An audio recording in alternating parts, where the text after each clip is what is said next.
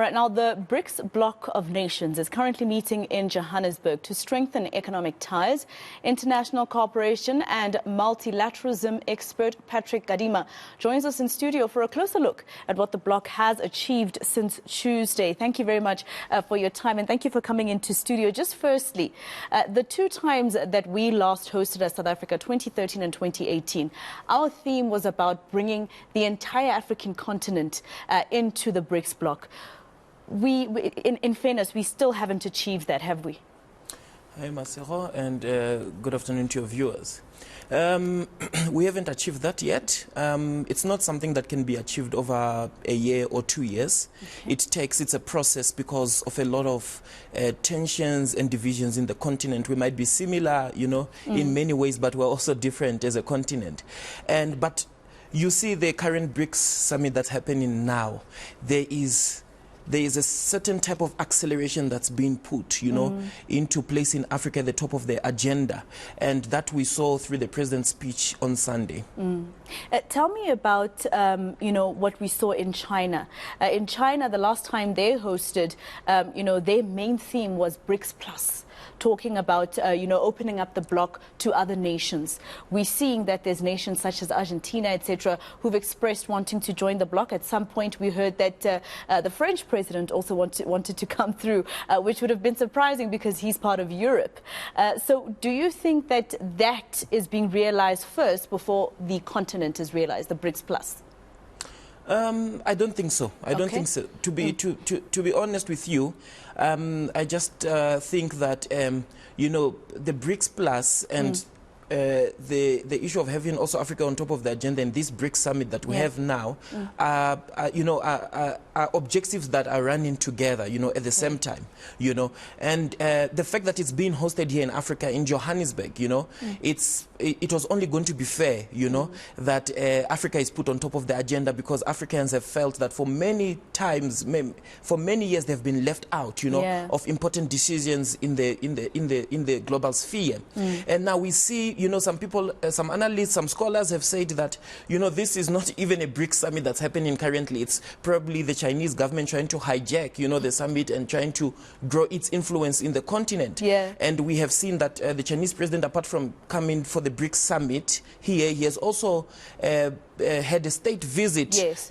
given to him, and just that shows, for me, that shows the importance of the relations between Pretoria and Beijing, a friendship that has stood the test of time, and I think this expansion debate, is not only, it's not free-flowing, there are tensions within the BRICS. We have seen India resisting the expansion, for its own reasons. We have seen China and South Africa leaning towards expansion, and we've seen Brazil again saying that, okay, look, you can expand, but give us the proper procedure. Or how are we going to admit these member states? Absolutely, France, you talk of France. And what's the criteria? Yes, what's the criteria, which is important, and things are still, not yet out there explicitly about what the criteria is. But then you realize France wanted to be invited, it expressed to be invited, then Pretoria shunned and did not send an invite probably to France to be there. And I think the main reason is because Russia was not going to be there. Vladimir Putin is not there. Yes, he's represented by his Minister of Foreign Affairs, but it would have had a negative tone inviting the French president to come to a summit, because, in terms of the Ukraine and Russia conflict, we know where the French stand.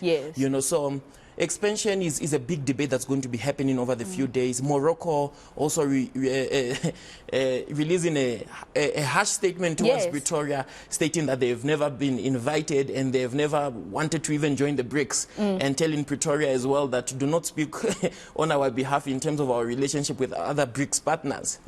So the expansion issue it's a thorny issue, and we'll just have to wait to see how and it's not going to, I don't think it's going to happen in the next 2-3 days. It's going to be talks, ongoing talks. Of course. But that's what I find interesting, how South Africa has found itself in a sticky position. Of course, during UN votes on Russia sanctions, we decided to abstain 2 or 3 times, I think, etc. So we haven't really come out there to say, what is it that we are standing with, except to say we want peace between both nations, etc. But there are other issues, like you mentioned, your Morocco, the French, etc. So, in terms of this BRICS bloc and where we want to go. You mentioned Xi Jinping, the president of China. He said yesterday that, yes, we know that the BRICS bloc GDP contribution is at 31.5% and it's almost going over the G7 nations.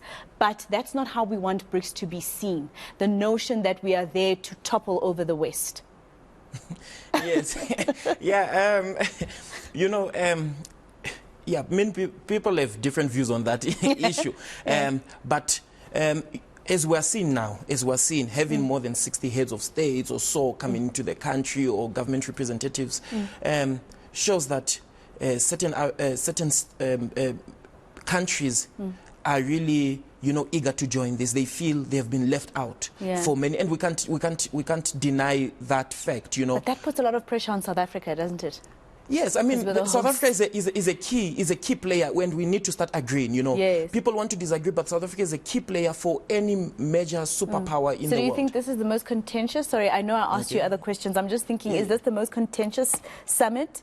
The annual summit, is this the most debated one because of things that have happened or preceded it? Yes, definitely. Yes, definitely. It is. I mean, the Ukraine-Russia war is on the plate here, you know. You don't know how, I think Brazil has its own views in terms of the Russia-Ukraine war. You have the issues of expansion. You have food security because of that grain deal that has fallen off. You know, there's the energy crisis also, you know, and for a lot of heads of state to agree to come to that, it symbolizes that there's a lot of issues going on in the world, and solutions must be found about that, you know, and it's more of a south-to-south cooperation, you know, of countries, you know, that think they've been left out of the table and they've become the meal.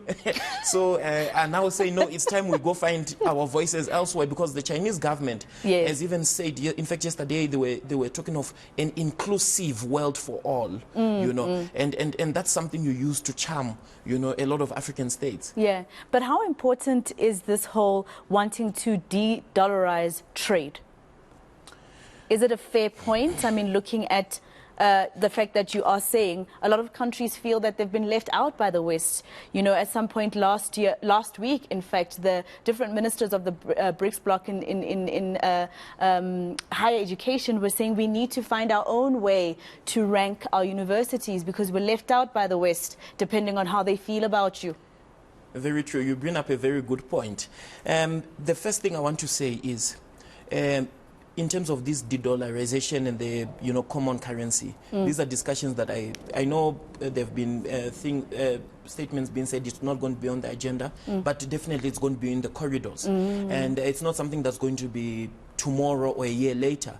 I mean, Africa has failed on its own with its common currency objectives. What makes one believe that 5 countries from different regions will agree to use one currency, you know, by next year or so on and so forth? It's a point that comes because they feel sidelined, you know. Those are things that come when you feel sidelined and out of the table, and you feel that we need to find alternative ways. You talk of rankings. You talk of rankings, and it's a very serious issue, you know. We talk of rankings are skewed to a certain point as well, and I want to be honest with you, and it doesn't take into consideration, you know, the real image of a certain higher education institution. You know, it's certain people ranking with certain things in their mind. You know, what will alternative rankings such as, you know, other other ranking houses, you know, that are developed. Well, thank you so much for speaking to me. What you said just now actually reminded me of something. Gwede Mantashe, in his capacity as the Secretary General of the eNCA a few years ago, was talking about when South Africa was downgraded, I think it was Moody's or S&P Global, and he was saying, who are these people who keep deciding how we compete in the economy of the world? Well, that's a conversation that you can continue to have with your friends during a braai, etc. Patrick Kadima is an international cooperation and multilateralism expert from BRICS University.